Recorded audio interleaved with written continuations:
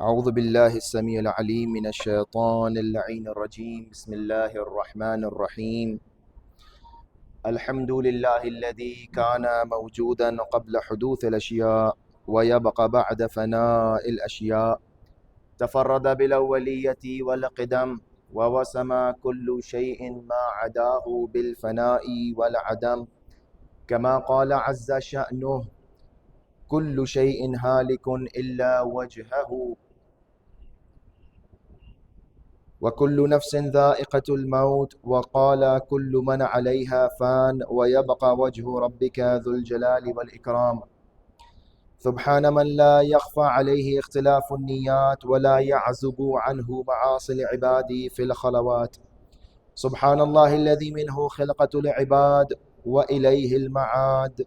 فمن يعمل مثقال ذرة خيرا يراه ومن يعمل مثقال ذرة شرا يراه. نشهد أن لا إله إلا هو الملك الذي لا ينازع في ملكه ولا يضاد في حكمه، يعذب من يشاء بما يشاء كيف يشاء ويرحم من يشاء بما يشاء كيف يشاء. تعذيبه المسيئين عدل وعفوه تفضل. ونشهد أن محمدا سيد المرسلين والمنذرين صلى الله عليه وآله الهداة المهديين. من ركب سفينتهم نجا واهتدى ومن تخلف عنها ضل فغرق وهوى. أوصيكم عباد الله بالاعتصام بالتقوى، فإنه حبل متين وعروة وثقى. أوصيكم ونفسي بتقوى الله ونظم أمركم. I advise you all and myself to fear Allah subhanahu wa ta'ala and to organize our affairs. Assalamu alaikum wa rahmatullahi wa barakatuh. قال أمير المؤمنين علي بن أبي طالب عليه الصلاة والسلام: اللهم صل على محمد. لولا الأجل الذي كتب الله عليهم لم تستقر أرواحهم في أجسادهم طرفة عين، شوقا إلى الثواب وخوفا من العقاب. This is again a verse, a phrase from the khutbah, the sermon of Muttaqeen, which we have been discussing from past 8 or 7 weeks. Now again, moving forward to the explanation of this and the commentary on this sermon, and especially on this phrase. As you remember, last Friday we discussed that two most important aspects in this phrase are the two important qualities of Kha'uf and Raj'a, where Imam Ali describes that these God-fearing people, whom inshallah you are amongst those God-fearing people, the pious people, inshallah, may we elevate ourselves to that status. Imam says, لَوْلَا الْأَجَلُ الَّذِي كَتَبَ اللَّهُ عَلَيْهِمْ, if it was not for the destined time of their deaths, these mu'mineen, their souls would not stay in their bodies even for a blink of an eye, and their souls would leave their bodies for what? شَوْقًا إِلَى الثَّوَابِ وَخَوْفًا مِنَ الْعِقَابِ, in the eagerness of a reward. شَوْقًا إِلَى الثَّوَابِ, in the eagerness of the reward that Allah subhanahu wa ta'ala has set up for them. وَخَوْفًا مِنَ الْعِقَابِ, and out of fear of Allah subhanahu wa ta'ala's punishment. So these are two important things that we are discussing: khawf and shawq. Khawf means to be fearful, and shawq or raja means to be hopeful. Now, very important point that we discussed at the last and the final conclusion of the first sermon, I guess, last Friday, was that these two qualities are supposed to be present in a mu'min equally. One cannot overwhelm other, one cannot be more than the other. If a person sees that I am more fearful than I have a raja, there is something not right. If a person feels that I have more raja and shawq than fear, then again there is something not right. It might end up harming that person. Therefore, you have to have both these qualities, khawf wa shawq, in an equal way. They should not exceed each other. There has to be a balance in both of these qualities. And I explained the difference between the Islamic teachings and the teachings of other religions, where they only talk about love, hope, shawq, but they do not care about fearing Allah subhanahu wa ta'ala. They do not care about the punishment that Allah subhanahu wa ta'ala has set up. Now, what is going to happen, just very quickly, this is all a flashback and a revision of what we discussed.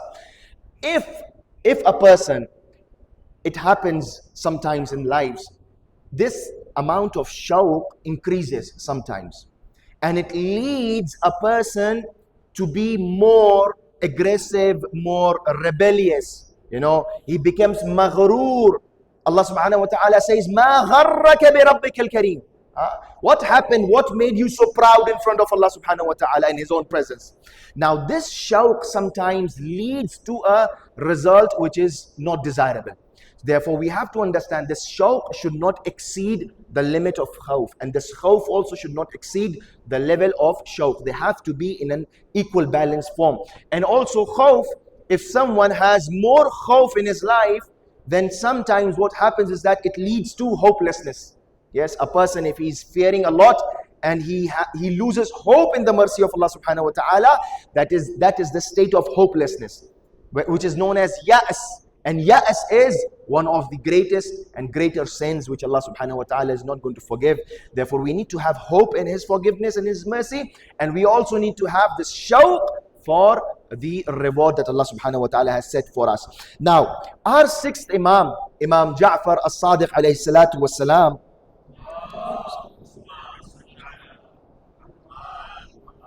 the same concept Imam explains to his companion Abdullah bin Jundab.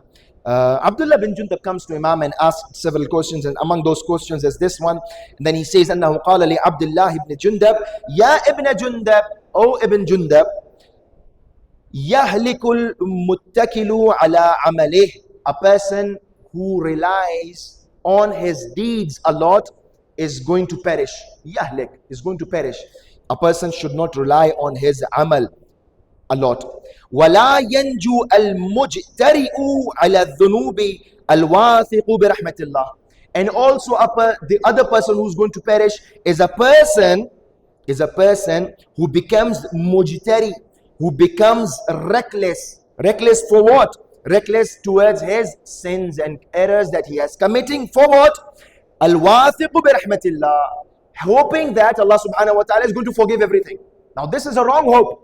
Yes, this is a wrong hope. Hope comes into play where a person is committing sin and he is also expecting Allah subhanahu wa ta'ala to forgive him, and he will not repeat those errors and sins. Yeah, this is one scenario. The other thing is that a person sometimes commits sins and he keeps on committing those sins, saying that Allah subhanahu wa ta'ala is going to forgive everything. Now, this is bad. Now, this is decisive. This is going to lead something to something which is not desirable and which is not in the Islamic teachings. Therefore, Imam says these two people are going to perish. They are going to go into halaka. فَمَنْ يَنْجُو. Then Imam alayhi salatu wasalam replies to Ibn Jundab when he asks that, Imam, who is going to be saved? فَمَنْ يَنْجُو. Who is going to be prosperous? قال, Imam alayhi salatu wasalam replies, الَّذِينَ هُمْ بَيْنَ الْخَوْفِ وَالرَّجَاءِ. This is what I'm trying to explain. People who stay between الَّذِينَ هُمْ بَيْنَ الْخَوْفِ وَالرَّجَاءِ. People who stay between khawf and raja. Yes, they are between khawf and raja. They do not exceed their limits. They stay they stay in a very balanced form. And the quality is that في مخلب الطائر شوقا إلى الثواب وخوفا من العقاب. As if they have grabbed, Imam is explaining, they have grabbed khawf and shawq, similar to a pigeon or a bird who clamps and grabs something in its claws. Yes, grabbing something in its claws and not leaving. Equally balanced. When it flies, it needs to balance. Yeah. So Imam alayhi salatu wasalam says that you should have this khawf and raja in a balanced form. Bain al-khawfi wal-raja. You cannot have one more than the other. Then there are going to be complications to that. Now we are talking about khawf and raja. This khawf, again, we need to understand there are different categories of khawf. There are different, categories, and there are different forms of khawf. Quran describes multiple categories. I'm going to mention a few over here. There are two types of khawf. There is a khawf which is positive, which is a good khawf, which is a good fear. And there is a khawf which is negative, which is bad, which Allah subhanahu wa ta'ala has asked us to refrain from. Now, the khawf, the fear that Allah subhanahu wa ta'ala asks us to refrain from is the khawf, is the fear which is only for the sake of this world. Yes? This fear of losing things which are worldly attachments.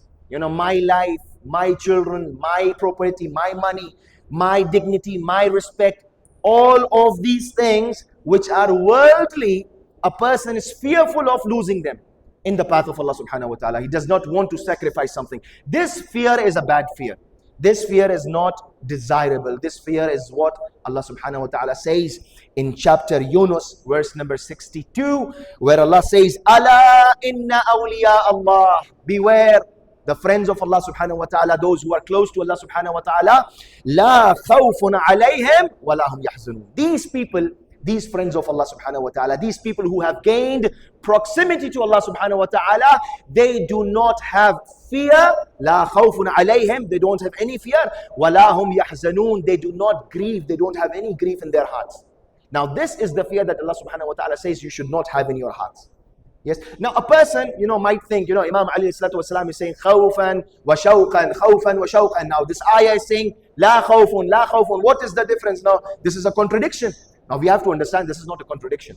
Imam Ali is talking in a different domain, in a different realm, and this ayah is explaining us a different concept. This is something which the ayah tells us that this is the fear of losing worldly attachments. You should detach yourself from these worldly attachments. Now this is something that Allah subhanahu wa ta'ala says is a bad fear, is a fear which is negative, is a fear which is not desirable. Now a fear which is good, which is positive, which has good effects on your soul, on your spiritual life, is a fear which is out of the greatness of Allah subhanahu wa ta'ala. This fear is recommended. This fear is desirable. Again, chapter An-Nazi'at, verse number 40 and 41. This ayah is very touching, it touches your heart.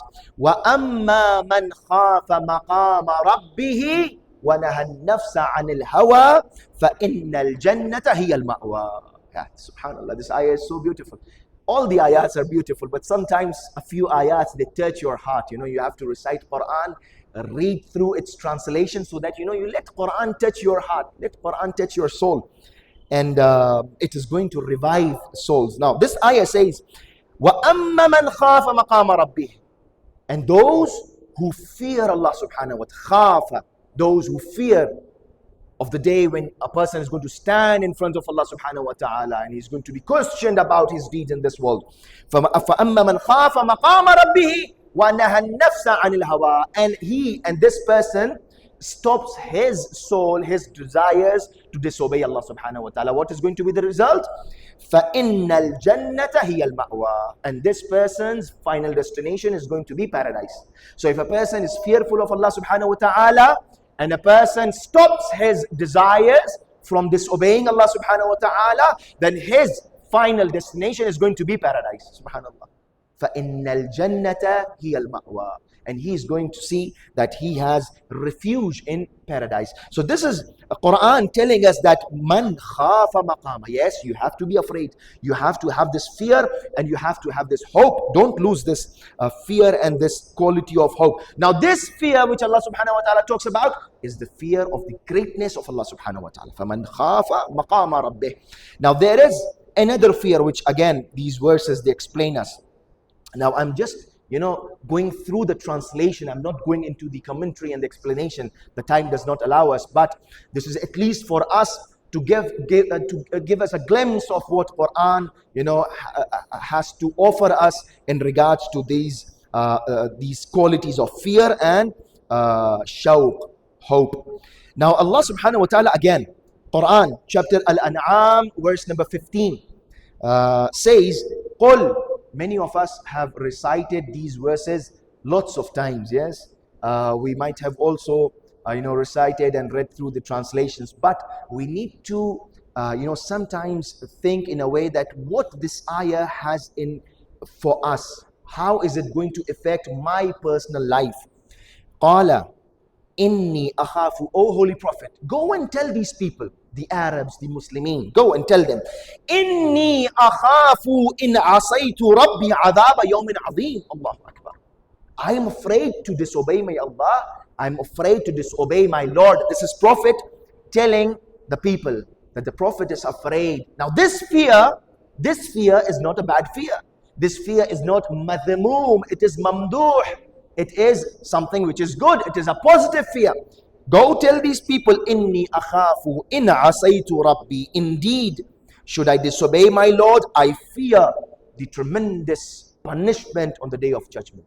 I cannot disobey my Lord. So this fear is out of disobeying. This fear is for the day of judgment. This fear is for, you have to go in that day, which is the day of hisab, yawm al-hisab. Yeah. So you have to witness and you have to go there. You will be questioned for your deeds. Rasulullah sallallahu alaihi wasallam is saying that I am afraid to disobey my Lord. Therefore you people should be afraid. Of course, you should be afraid to disobey Allah subhanahu wa ta'ala, because you are also going to be questioned. Nur.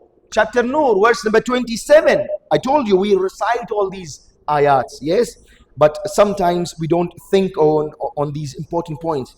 Rijalun, again, fearing Allah subhanahu wa ta'ala for the punishment. Wa khawfan min al-iqab, which Imam Ali explains in his sermon, which is Sermon of Muttaqeen. Rijalun, verse number 37, chapter Nur.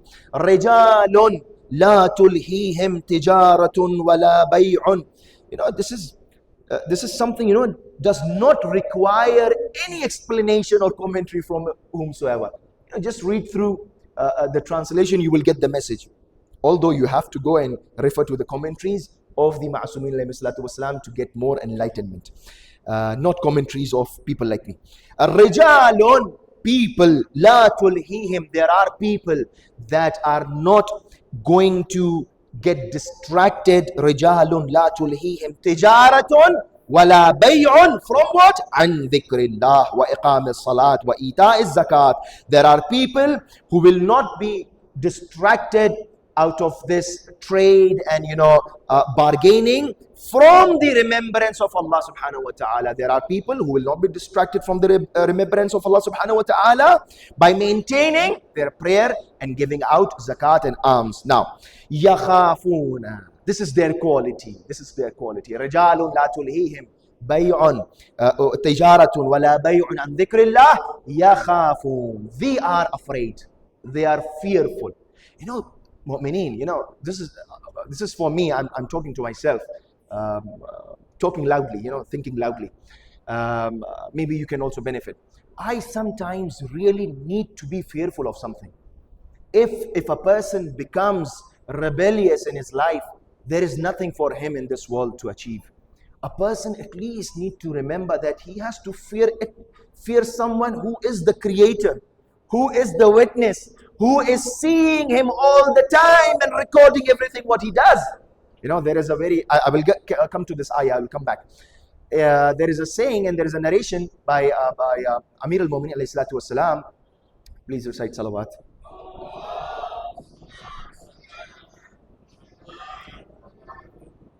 Imam says, if I'm not mistaken, Imam says that beware, do not commit sins even when you are alone. Yeah, do not commit sins even when you are alone. Why? فَإِنَّ الشَّاهِدَ هُوَ الْحَاكِمُ. Yeah. اجتنبوا. Yeah, this is the phrase. اجتنبوا أو اتقوا معاصي الله في الخلوات. Refrain from disobeying Allah subhanahu wa ta'ala in your, when you are alone. Nobody is there to see you. Nobody is there to judge you. اتقوا معاصي الله في الخلوات. Why? فَإِنَّ الشَّاهِدَ هُوَ الْحَاكِمُ. Because the one who is witnessing and seeing you is the one who is going to judge you tomorrow. Allah subhanahu wa ta'ala. This is something very great. This is not that court is not the court of this world where you can bribe the lawyer, where you can bribe the judge, where you can buy rulings in your favor. No. Inna shahida huwa al-hakim. one who is witnessing, one who's recording all these deeds is the one who's going to judge. Therefore, he does not need anyone to come and witness against you. Yes, your hands, your limbs, your organs are going to witness against you that yes, this person did so and so. So, رِجَالٌ لَا تُلْهِيهِمْ تِجَارَةٌ وَلَا بَيْعٌ عَنْ ذِكْرِ اللَّهِ وَإِقَامَ الصَّلَاةِ وَإِيتَاءِ الزَّكَاةِ. And this is their quality. يَخَافُونَ يَوْمًا تَتَقَلَّبُ فِيهِ الْقُلُوبِ وَالْأَبْصَارِ. And they are afraid, these people, these God-fearing people, these people who remember Allah subhanahu wa ta'ala and are not distracted by their trade, by their, other business and other bargains. They are the people that they are afraid. يَخَافُونَ يَوْمًا. They are afraid of the day when all hearts and eyes will undergo a terrible change. They will undergo a terrible and a very a crisis, a moment of crisis, a moment of terror. That is the day of judgment. That is the day that Allah subhanahu wa ta'ala is telling us you have to fear that day, because that day is going to come and we all have to witness that day. Therefore, if someone fears Allah subhanahu, there are so many other ayats that I have quoted here, but I think I won't be able to recite all of them. But at the end of this, concluding the first part of the sermon, if a person is fearful and he is fearing Allah subhanahu wa ta'ala, the Most High, the Omnipotent, the one who is our Creator, then you will not need to fear anybody else. وَلَا خَوْفٌ عَلَيْهِمْ وَلَا هُمْ يَحْزَنُونَ. Nobody can intimidate you. Nobody can put fear in your hearts if you are fearing Allah subhanahu wa ta'ala. You will not fear anyone.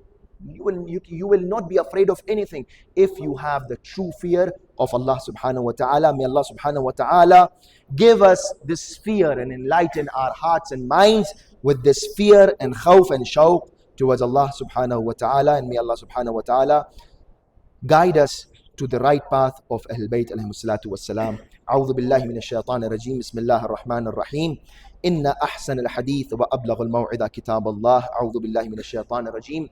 بسم الله الرحمن الرحيم. إنا أعطيناك الكوثر فصل لربك وانحر إن شانئك هو الأبتر. صدق الله العلي العظيم.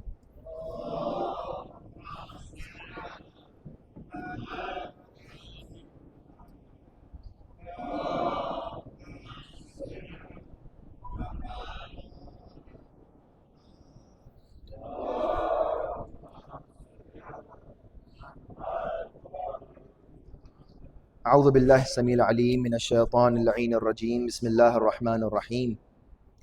الحمد لله رب العالمين والصلاة والسلام والتحية والإكرام على نبينا أبي القاسم مصطفى محمد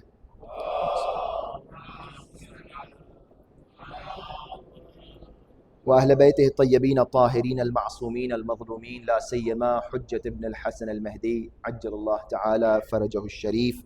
أوصيكم ونفسي بتقوى الله ونظم أمركم. I again advise myself and all of you to fear Allah subhanahu wa ta'ala and to organize our affairs. We were talking about fearing Allah subhanahu wa ta'ala and to have this khawf in our hearts and to have again shawq in our hearts, equal shawq, equal fear. And it is very important to understand that this balance between khawf and shawq is the key to success for the pious and God-fearing people. And we talked about it. Now, coming to a very important point here, and would like to connect it to the occasion that is to come. Today is the 18th of Jamad Thaniya, 20th. It's the date, the birthday of Lady Zahra, Fatima Zahra Salamullahi alayha. Now, just want to also, I don't like my sermon and my speeches to go without remembering the Ahlul Bayt and without the names of these infallibles. Therefore, we know that Lady Zahra Salamullahi alayha is a role model for all of us. She is not only a role model for the ladies of this world, but she is Sayyidat Nisa al-Alameen, yes, but she is also a role model and an example for men. She's equally an example for men as she is an example for the women. Some people might argue and some people might look at her life as if she was a young, when we talk about Lady Zahra Salamullahi alayha, people might think a lady, a girl of 18 years of age, what life, what role, what example can she set up for us? And she died, and she was martyred at a very young age. But this is a misconception, right? And there is a narration which clears this misconception for all of us. First of all, she is not only a role model for the women, she's also the role model of men, and her age does not mean anything here. Imam Ali, these infallibles, their age is not a matter of concern. They are role model for us even when they are child. They are role model for us even when they are in an elderly age. Now, the narration which we have and clears these doubts from our minds is that when the Imam of our time, the Imam Al-Asr, he says in this narration that inna li fi ibnati Rasulullahi uswatun hasanah. Subhanallah. This is the Imam of our time. This is Imam Al-Mahdi Ajjalallahu Ta'ala Farajahu Sharif.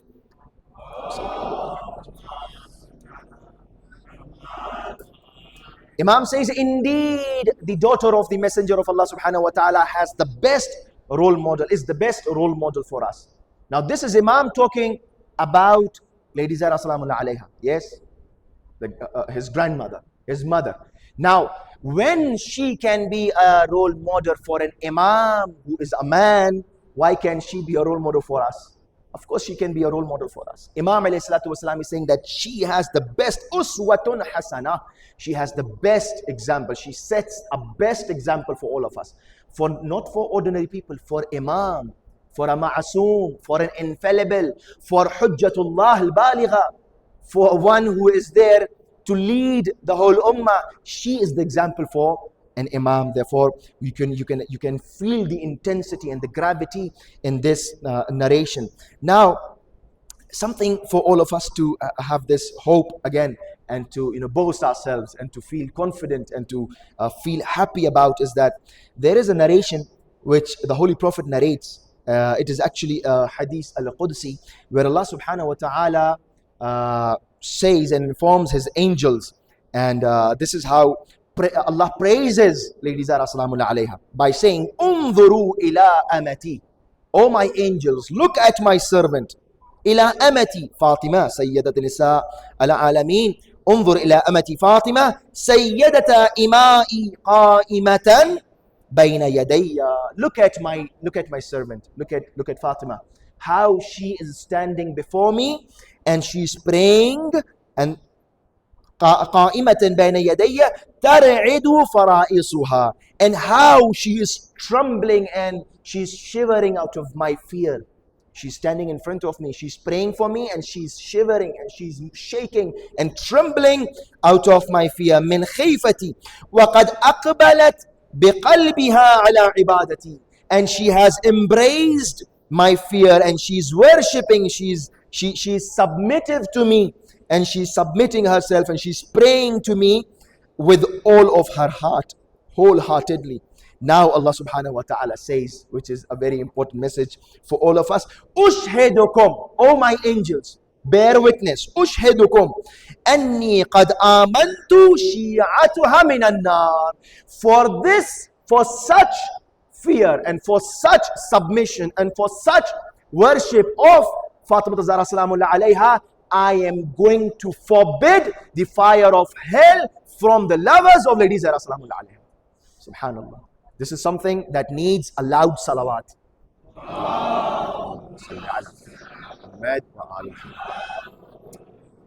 This is something that is to be proud of.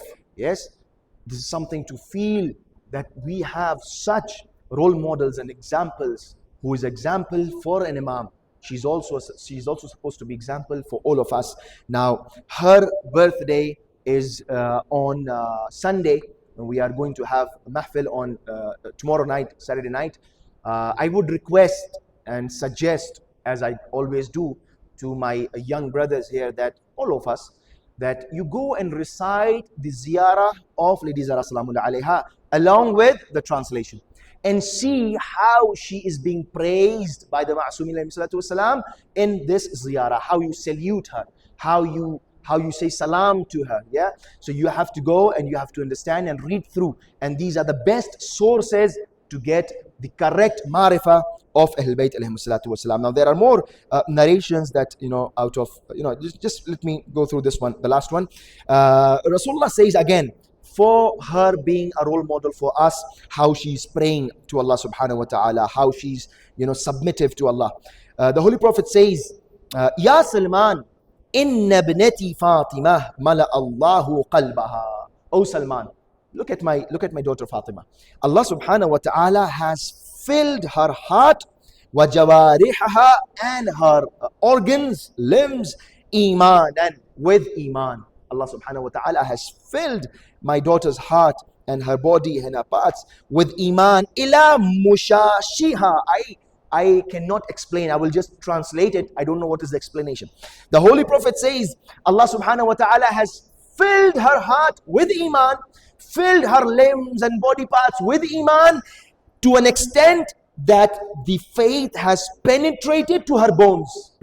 It has penetrated. It is a part of her. It is a part of Fatima salamun alayha. Iman, faith, because she is the wife of the commander of the faithful. Yeah, nobody can become a wife of the commander of faithful unless she herself has such a great iman. Tafarraghat li ta'atillah, and therefore she has devoted herself to the obedience of Allah subhanahu wa ta'ala. And may Allah subhanahu wa ta'ala give us the tawfiq to obey Allah subhanahu wa ta'ala how Lady Zahra salamullah alayha obeyed. And may Allah subhanahu wa ta'ala give us this tawfiq to understand and to imitate the seerah of Hazrat Zahra salamullahi alayha. إن أحسن الحديث وأبلغ الموعظة كتاب الله. أعوذ بالله من الشيطان الرجيم. بسم الله الرحمن الرحيم. الحمد لله رب العالمين، والصلاة والسلام والتحية والإكرام على نبينا أبي القاسم مصطفى محمد.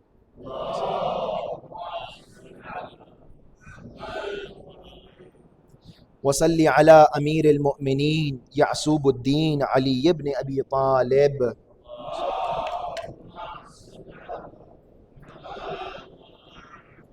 وصل على فاطمة الزهراء سيدة نساء العالمين.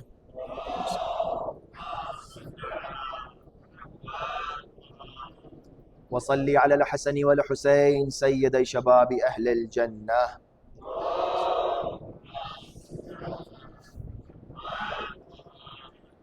وعلي بن الحسين.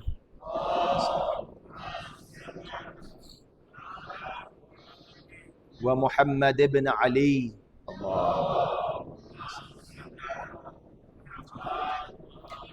وجعفر بن محمد.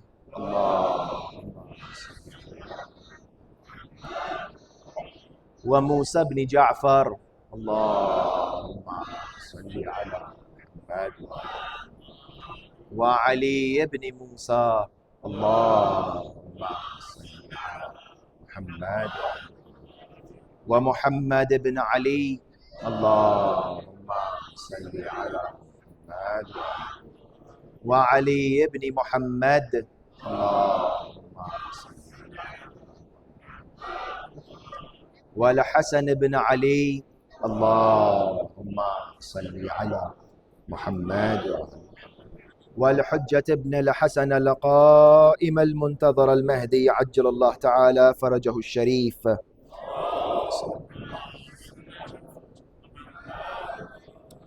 اللهم اغفر للمؤمنين والمؤمنات والمسلمين والمسلمات الأحياء منهم والأموات. تابع بيننا وبينهم بالخيرات إنك مجيب الدعوات إنك على كل شيء قدير.